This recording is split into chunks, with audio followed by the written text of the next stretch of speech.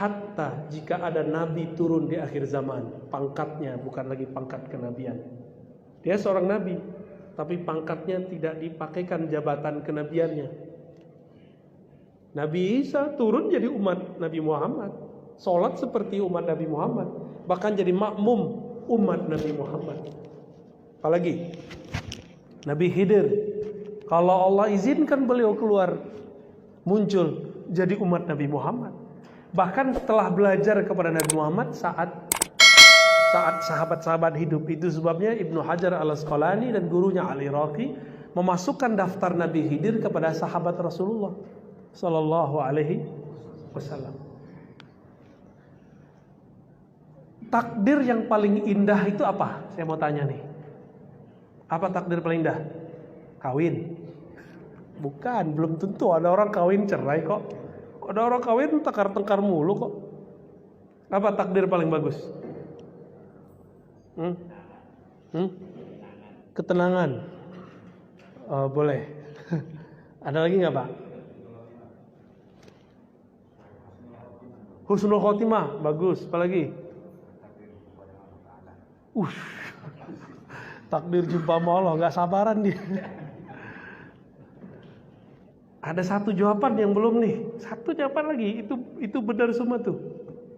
Ada di antara itu semua terkumpul pada jawaban yang ini. Antum kalau aneh ada buku aneh kasih nih. Nggak ada bawa buku kita. Takdir terindah umat manusia sepanjang masa yang diagung-agungkan, dielu-elukan semua para nabi menjadi umat akhir zaman. Sekarang ini Pak. Jangan senyum dulu. Senyum ya, senang ya? Senang, tapi ujiannya juga Masya Allah. Di zaman dulu ada corona nggak? Zaman Nabi Adam? Nggak ada lah. Zaman Nabi Adam, jin sama iblis itu sama Nabi Adam itu masih sama, ketemu di jalan tuh. Nabi Adam umur 400 tahun di bumi, di sorga udah lama, ya. Nabi Adam itu di sorga, satu hari sorga berapa tahun di bumi? Antum lupakan bab ini, ya, lupakan bab ini. Dikira Nabi Adam itu umurnya cuma 1000 tahun. Bukan, Nabi Adam itu ribuan tahun umurnya. Karena Nabi Adam waktu di surga, satu hari surga sama dengan 1000 tahun di bumi. Nabi Adam udah berapa hari di surga? Berhari-hari. Jadi rektornya surga. SK-nya langsung dari Allah, surat Al-Baqarah itu. Ayat 30, 31, 32, 33 itu kan cerita tentang proses jadi rektor itu. Belum apa-apa udah diangkat duluan tuh. Aku jadikan di muka bumi khalifah. Terus setelah itu diajarin. Habis itu diangkat. Anbihum, ajarkan para malaikat. Itu mahasiswanya Nabi Adam itu malaikat. Canggih gak? Tapi takdirnya yang kalau malaikat diajar tuh nggak berkembang. Maaf ya, bro malaikat. Ya. Kita bukan merendahkan malaikat. Malaikat tuh statis. Statis itu datar aja. Allah sudah skenariokan Nabi Adam turun ke bumi. Turun ke bumi 400 tahun beliau di bumi. Lahir anak namanya Syith. Nabi Syith diperintahkan, dia Nabi, untuk berkeliling ke dunia memutus penglihatan manusia kepada jin. Makanya hari ini antum ada yang bisa lihat jin? Ada yang pakai celana jin? Ya, kenapa tidak bisa ngelihat jin? Itu dulu doa yang Allah kasih kepada Nabi Syith. Ini yang kemudian menutup alam jin. Kalau enggak tadi kita bisa lihat. Maka sekarang nggak usah belajar ilmu-ilmu gituan lagi, udah ditutup kok. Ya, kecuali antum seorang waliullah nggak apa-apa. Berarti ada tugasnya. Kalau ada tugas enak, ada yang jamin. Kalau nggak ada tugas, siapa yang jaga kita ketika kita berurusan dengan alam-alam begitu? Maka praktisi ruqyah tolong hati-hati, ini benar, ini alam berbahaya. Ya, Dari Nabi Adam sampai Nabi Isa, itu yang mereka omongkan cuma Muhammad, umat Muhammad, Nabi Muhammad, umat Muhammad. Udah gitu aja yang ngomongin, gak ada yang lain. Allah bertanya di surga, "Hei Adam, tahu dari mana engkau nama Muhammad?" Jawabannya apa? "Aku lihat namanya ada di aras engkau ya Allah." Kalau ada di aras, berarti penting gak? Penting. Bahkan nama Nabi Adam gak ada di situ. Bisa dibayangkan? Nama Nabi Adam tidak ada di arasy Allah. Maka kemudian berselawatlah dia kepada Nabi Muhammad SAW. Allahumma salli ala Muhammad. Atau sallallahu ala Muhammad. Apa kata Allah? "Hei Adam," ini yang udah sering saya sampaikan supaya masuk ke hati diulang-ulang. "Hei Adam, kalau bukan karena Muhammad aku tidak ciptakan engkau." Allah yang langsung ajarin. Maka Nabi Adam dicipta untuk Nabi Muhammad. Maka jangan pernah kemudian menyesali nasib kita, kenapa kita terusir dari surga ke bumi. Ada yang nyesal gak? Ada yang nyala-nyalain Nabi Adam gak? Ada ya? Wah, Israiliyat. Hanya kisah Israiliyat yang menyalahkan Nabi Adam dan Sayyidatuna Hawa. Itu emang ada. Buka Perjanjian Lama halaman pertama, itu isinya emang begitu. Menyalahkan Sayyidatuna Hawa, Eva. Ya, kita menyebutnya dalam tradisi hadis Israiliyat. Jadi ibu-ibu ini disalahin sama bapak di situ. Maka dikutuklah perempuan katanya dengan melahirkan dan haid. Jadi dalam Bible haid dan beranak itu kutukan. Di dalam Islam bukan. Di dalam Islam itu tugas dari Allah Subhanahu wa ta'ala untuk para ibu.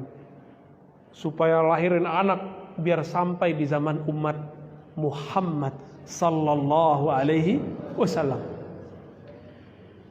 Nabi Adam begitu. Nabi yang paling fenomenal Nabi Ibrahim. Itu doa, Rabbana wa ba'ats fihim rasulan. Ya Allah, utuslah di kalangan mereka seorang rasul. Siapa rasul di situ? Nabi Muhammad. Tersebut namanya. Nabi Ibrahim punya anak Ishak, terus Yakub, terus sampai ke bawah nanti Nabi Musa. Apa kata Nabi Musa? Ya Rabb, jadikan aku nabi akhir zaman. Tapi takdirnya Nabi Musa jadi nabi akhir zaman? Enggak. Nabi Musa itu dulu pernah ngomong begini ke Nabi Adam. Jadi Nabi Musa diperjalankan secara rohani ketemu Nabi Adam. Nabi Adam sudah wafat secara fisik, tapi ruhnya wafat enggak? Enggak. Apa kata Nabi Musa? Antal ladzi akhrajtana minal jannah, akhrajtana wa dzurriyyatak minal jannah. Ente ya nabi yang ngusir, yang menyebabkan kami terusir dari sorga. Dia lupa ini rektor surga ini. Universitas sorga yang dulu ngajarin malaikat. Lupa Nabi Musa. Apa kata Nabi Adam? Oh ini ya cucu saya Musa yang bisa ngomong dengan Allah langsung, tapi gak mengerti takdir saya. Yang mana Allah telah tetapkan di alam azali bahwa saya akan keluar dari dari surga. Bengong Nabi Musa.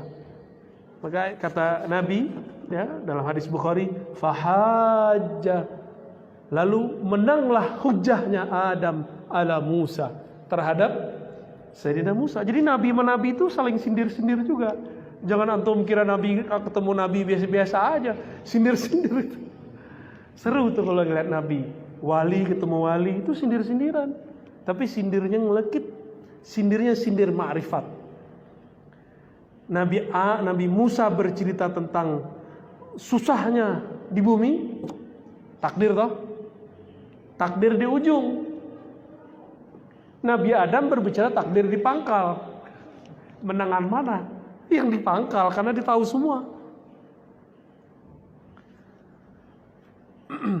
Kalau Nabi Adam tidak memakan buah larangan yang orang awam sebut syaratul khuld, tapi sebenarnya kalau di fikih di dalam tafsir riwayat-riwayat yang dikumpulkan oleh Imam Ibnu Katsir, Imam Tabari, Imam Qurtubi, itu buah apa namanya itu kayak kalau ada dewa mabuk tuh minum, tempatnya itu apa namanya? Bukan tempatnya. Bukan, dulu ada buah dijadiin tempat itu. Itu tuh labu. Itu labu, Pak. Riwayat kedua anggur, riwayat ketiga apel atau sejenis timun. Yang paling mendekati itu apa? Labu. Itu ada, silakan cari tafsir Ibnu Katsir. Ada ketemu, kecuali yang terjemahan saya nggak tahu ya. Ada jilid pertama. Seandainya Nabi Adam dan Sayyidatuna Hawa tidak makan itu, nggak ada kita. Dari sebanyak pohon-pohon buah-buahan di surga, kan di surga boleh makan semua ya Kak? Tapi ya Allah buat sekarang penasaran, karena sejarah surga sudah selesai di Nabi Adam. Nabi Adam sudah jadi rektor. Ya. Sudah ada yang kalah. Proses turunnya Nabi Adam ke bumi. Kan takdirnya apa takdirnya Nabi Adam? Nabi Adam bakal turun ke bumi jadi pemimpin di bumi. Lalu bagaimana ceritanya supaya turun ke bumi? Dibuatlah skenario cerita Syajaratul Khuld. Maka adalah di situ buah, namanya buah labu itu. Ya mungkin nama antum ketulis kali di bijinya. Ya enggak? Pas dimakan plok ada nama kita di situ. Makanya jangan macam-macam. Tubuh ini itu dulu bahan bakarnya, bukan bahan bakar ya. Bahan bakunya bukan dari bumi ini murni. Tubuh kita, intisari dari tubuh ini dulu dari surga. Langsung Allah yang menciptakan Nabi Adam. Kemudian buah-buah yang ada di sana, termasuk buah labu tadi. Makanya antum nih, badan panas kasih labu Pak, sembuh insya Allah. Karena itu buah kita. Percaya nggak? Tinggal baca aja sholawat. Allahumma sholli ala Sayyidina Adam, Allahumma sholli ala Sayyidina Muhammad. Makan, ya olahlah dengan cara yang bagus. Makan insya Allah turun panasnya. Ini dalilnya di mana? Bukan pakai dalil Pak, ini pakai uruf, tradisi. Kalau ada anak kita sakit, kita lagi keluar kota, dicariin apa mamanya? Cariin baju, dipelukin ke situ, jadi selimutin.